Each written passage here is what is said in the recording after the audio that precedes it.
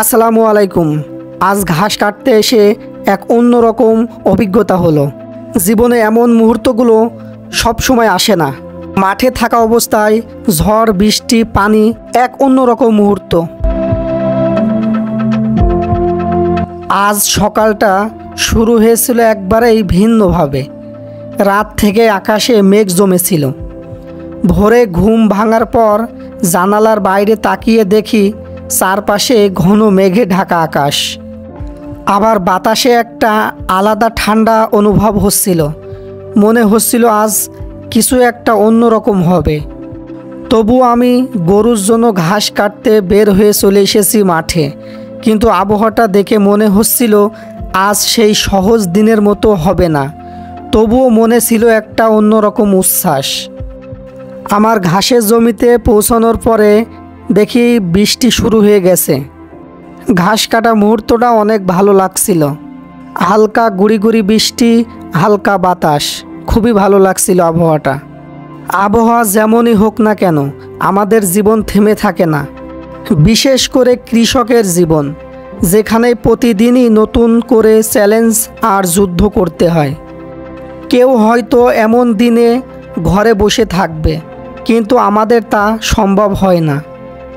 আমাদের গরুর জন্য ঘাস কেটে বাড়ি নিয়ে যেতে হয়, জমিতে কাজ করতে হয়, কারণ এটাই আমাদের জীবন, আমাদের বাস্তবতা।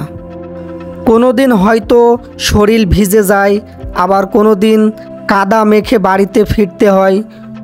যত কষ্টই হোক, এটাই আমাদের প্রাপ্তি, এটাই আমাদের আনন্দ।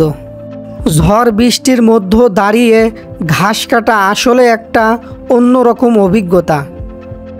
মনে হচ্ছিল প্রকৃতি যেন আমাকে পরীক্ষা নিচ্ছে। প্রকৃতি আমাকে বলছে, তুমি কি সত্যি এই কাজটা ভালোবাসো?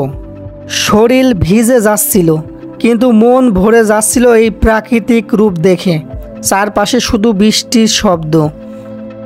যতই চোখ তুলে আকাশের দিকে তাকাই, দেখি শুধুই মেঘ আর বৃষ্টি। একজন কৃষকের জীবন কখনোই সহজ হয় না।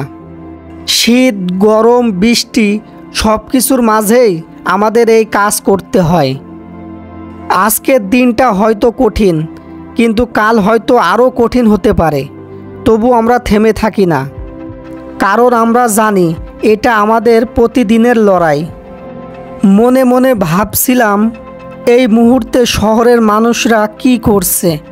হয়তো ছাতা মাথায় দিয়ে ঘুরে বেড়াচ্ছে, নয়তো বাড়িতে বসে আছে। কিন্তু গ্রামের কৃষকরা কোনোভাবেই থেমে নেই। তাদের নিজেদের কাজ সময় মতোই করেই যাচ্ছে। এই অনুভূতিটা অমূল্য। হঠাৎ বৃষ্টি জোরে শুরু হলো, তার সঙ্গে যোগ হলো ঝড়ো হাওয়া। বাতাসে আমার এই ঘাস যেন পড়ে যাচ্ছে। বাতাসের ঝাপটায় ঘাসগুলো সব শুয়ে পড়ছিল, আর আমার শরীরটা বাতাসের কারণে কেঁপে উঠছিল। তবুও মনে হচ্ছিল এই মুহূর্তের সৌন্দর্য কখনোই ভোলা যাবে না।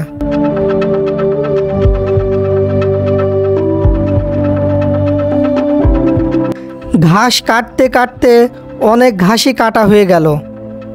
তবে সমস্যা একটা, এই পানির কারণে ঘাসগুলো নিয়ে যেতে আমার অনেকটাই কষ্ট হবে। তাছাড়া এই ঘাসগুলোর ওজন অনেক বেশি হয়, আর বৃষ্টির পানি পাওয়ার কারণে এই ঘাসগুলো ডবল ওজন হয়ে যাবে। আলহামদুলিল্লাহ, আমার ঘাস কাটা কমপ্লিট হয়ে গেছে। এখন এই ঘাসগুলো বোঝা বানছে। বৃষ্টি কিছুটা কমেছে, কিন্তু বাতাস এখনও জোরে বইছে।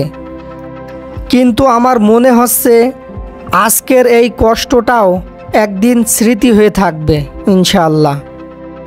অনেক দিন যাবৎ বৃষ্টি হওয়ার কারণে আমাদের এলাকায় সবখানেই প্রায় পানি বেঁধে আছে।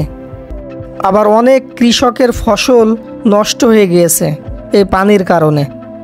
আজকের এই বোঝাটা অনেক ভারী হয়ে গিয়েছে, আমার হাঁটতে অনেকটাই কষ্ট হচ্ছে। তাছাড়া পানির মধ্য থেকে হাঁটা অনেকটাই কষ্টকর। এখন বাড়ি ফিরে এই ঘাসগুলোই গরুকে খেতে দিতে হবে। আর এই বৃষ্টির সময় ছাগল আর গরুকে খাওয়ানো একটু কষ্ট হয়ে থাকে। তবুও এই কষ্টটা আমাদের প্রতিনিয়তই করে থাকতে হয়। ঝড় বৃষ্টি আমাদের কাজে বাধা দিতে পারে না। এমন ভিডিও ভালো লাগলে আমাকে সাপোর্ট করবেন এবং পাশেই থাকবেন ইনশাল্লাহ। আমার জন্য দোয়া করবেন, আল্লাহ তাআলা যেন আমার খামার ও কৃষিকাজে বরকত দান করেন। আমিন।